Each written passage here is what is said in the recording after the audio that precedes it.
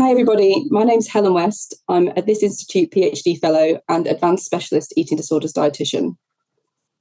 I'm going to be talking you through my doctoral research project today, which is exploring the impact of reducing nasogastric tube feeding under restraint and co-designing meal support in a specialist eating disorder unit. Nasogastric tube feeding under restraint, or to use less sanitised terminology, force feeding, is a commonly used restrictive intervention in eating disorders care, and many people outside of the speciality aren't really aware of it. It involves restraining patients who refuse treatment, either physically, chemically, or mechanically, and feeding them against their will. And although sometimes it's essential and potentially life-saving, it can be traumatic for patients, their families, and for the staff delivering the intervention. The number of people at the moment in the UK requiring treatment for eating disorders, including intensive treatment in inpatient services where these interventions are taking place, is increasing across the UK. And services are under pressure to increase patient safety and improve patient outcomes by reducing restrictive interventions like force feeding and treatment. However, there are gaps in knowledge about how to achieve this, and also unique challenges presented to professionals that are thrown up by the complex nature of eating disorders when we're trying to improve healthcare and reduce these restrictive interventions in practice. The challenges include things like the egosyntonic nature of the illness, meaning that people presenting to services that are acutely unwell with an eating disorder have values that are aligned with their illness and don't want to get better. Additionally, the complex and multifaceted nature of the decision-making process around something like force feeding, which throws up medical, nutritional, psychological, legal, and ethical concerns, make the decision-making process really difficult, and particularly weighing up the risks and benefits really hard. So my doctoral research project was developed from a small local improvement project. The clinic where it took place is a 16-bed specialist eating disorder unit for children and adolescents between the ages of 12 and 18 years. They support young people with complex eating disorders and a variety of co-occurring psychological difficulties in the clinic. And I joined the unit in its second year of running as its first full-time dietitian. When I started, they were following similar practices to most inpatient eating disorder units. So the care was centred around young people meeting a calorie prescription each day. And as such, the restraints were delivered in a routine manner, where people who were unable to meet their target or make up their deficit were restrained to feed. So what that looks like in practice is that young people would be offered food. And if they couldn't manage to eat the food, they would be offered a nutritional supplement drink. And if they couldn't manage to have the drink, they would be offered a nasogastric tube feeding. And if this was refused, they would then be routinely fed under restraint. What this meant was that there was a high number of restraints on the unit, which was distressing for patients, for their families, and for staff. And it also perpetuated the us versus them dynamic that is really common in eating disorder services, where staff are positioned as the enforcers of unwanted interventions, and it leads to a very oppositional environment between staff and patients. So at this time, staff were raising concerns about the number of restraints and the potential iatrogenic harm that was occurring because of them.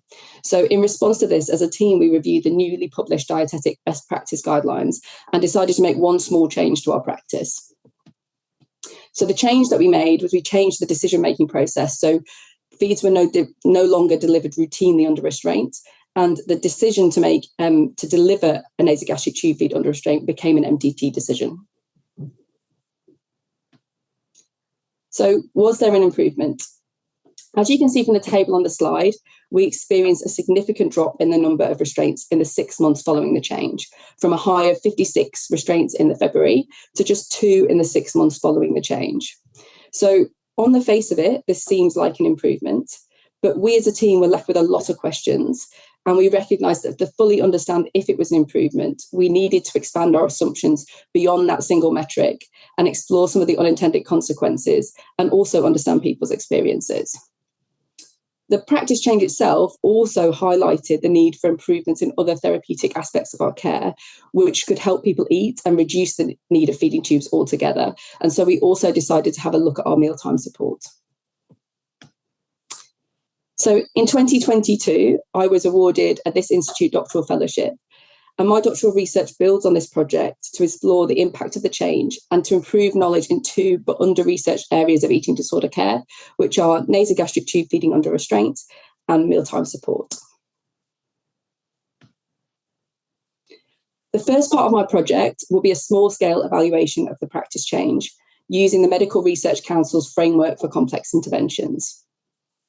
The evaluation will support the development of our understanding of this complex intervention through, firstly, a before and after study, which looks beyond the number of incidents to explore unintended consequences of the change, such as the impact on patient length of stay, the impact on their weight restoration, and impact on other incidents of self-harm. Secondly, we'll be doing semi-structured interviews, exploring staff, patient and parent experiences of NG feeding under restraint and of the policy change. And lastly, we'll be conducting a process evaluation, including developing programme theory for the intervention via the action and effect method. So overall, the first part of the project aims, we're looking to generate new evidence through an evaluation process to support our better understanding of the impact of the practice change and the practice of nasogastric tube feeding under restraint in general in eating disorder care, to create local guidelines that address gaps in current guidelines, and to share lessons learned with other teams through the development of training. My second part of my project will use experience-based co-design to design meal support interventions with two groups. The first group is current inpatients at the eating disorder unit, and the second group is former inpatients that have been discharged from inpatient services and that are further along in their recovery. So experience-based co-design is a participatory approach to user-centered service design, which brings together staff and patients to jointly improve the delivery and the experience of healthcare services. It utilises a 6-stage process that you can see here to identify and address issues that service users faced and to co-create solutions which support their needs. However, given the age and the diagnosis of the people that I'm working with, I've modified this approach in 3 ways to make it more appropriate for the context that it's being delivered in. So first of all, unlike standard experience-based co-design approaches, parents, as well as staff and patients, will be included in the process. Secondly, the views and experiences of all 3 groups will be used in a catalyst film, which normally only contains patient interviews. And this is with a view to present mealtimes as a shared endeavour where patients are working with staff or parents towards a shared goal, rather than it being something that parents or staff need to do or change to help patients to eat.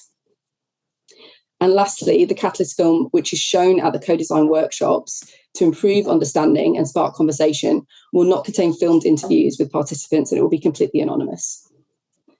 So the aims of this part of the project are to co-design meal support guidelines to support improved practice in this neglected area of care, but also to explore the possibilities and limitations of co-design in eating disorder care by looking about how the stage of recovery impacts the co-design process. Overall, this project aims to improve our understanding of the 2 key but neglected areas of eating disorder care and generate new practice guidance that improves the delivery of care in eating disorder services. Co-production and co-design are traditionally underutilised in eating disorders due to concerns about the capacity and intention of people with eating disorders. However, I have an optimistic hypothesis that even when people can't do the things that they need to get better, they're still able to tell us how to support them. And so finally, I hope that this project will help improve our understanding about the possibilities and limitations of co-design in eating disorder care, as well as give services and clinicians more confidence to include people in the design and delivery of the services that are there to support them.